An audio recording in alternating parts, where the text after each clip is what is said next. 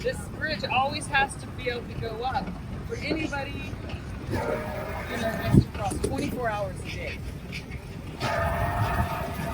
So during the day, it goes up automatically every half an hour. They take it up. And at night, if you call in, there's always someone in their towers there to live.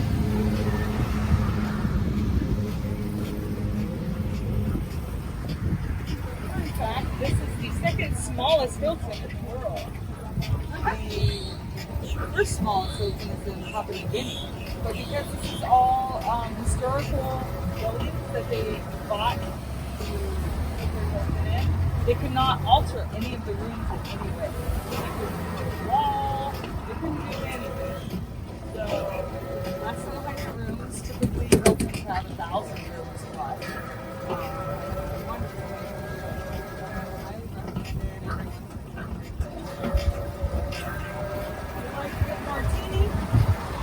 Got 35 at the time. But they also have a pool bar. Right. Oh. So up here, we're coming up to the Castillo de San Marcos, also known as the fort.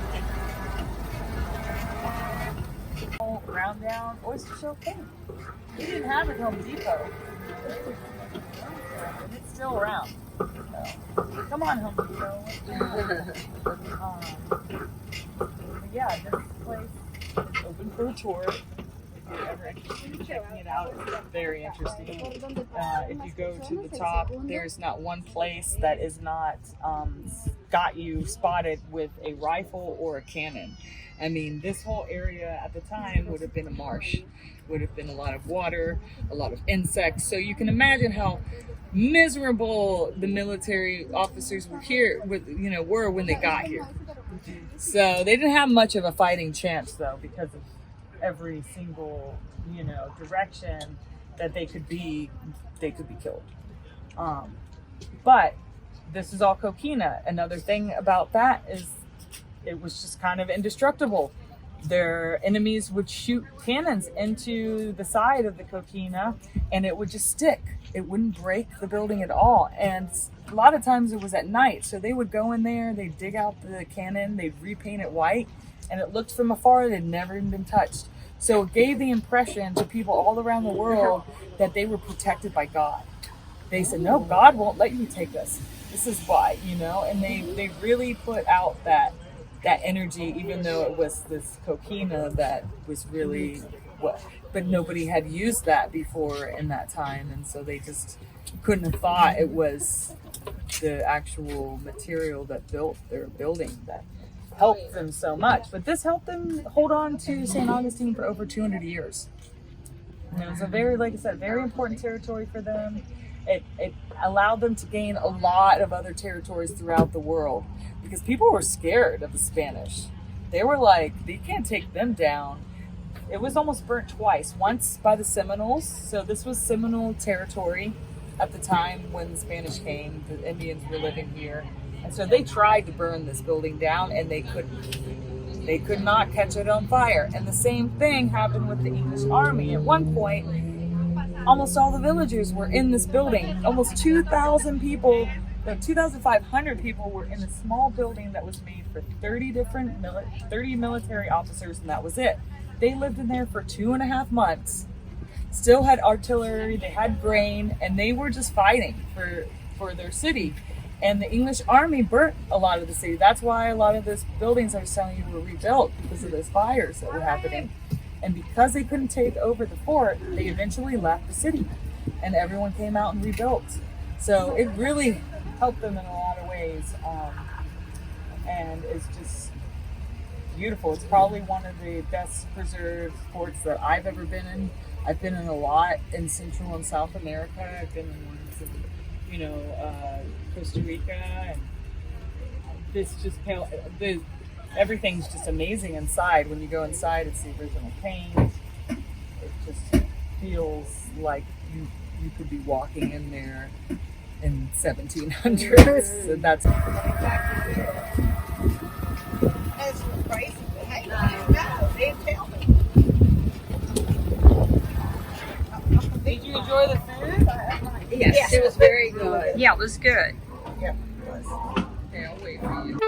So we finished our tour and decided on some coffee, and wow, wasn't Sarah great? If you're in St. Augustine, definitely look her up. It's Wonder Bike Tours. Sarah, she was absolutely wonderful. We thoroughly enjoyed her, and it's Pedibike, so look up Pedibike Tours. We had so much fun. We've had some exciting days, so we just decided to relax on the porch tonight.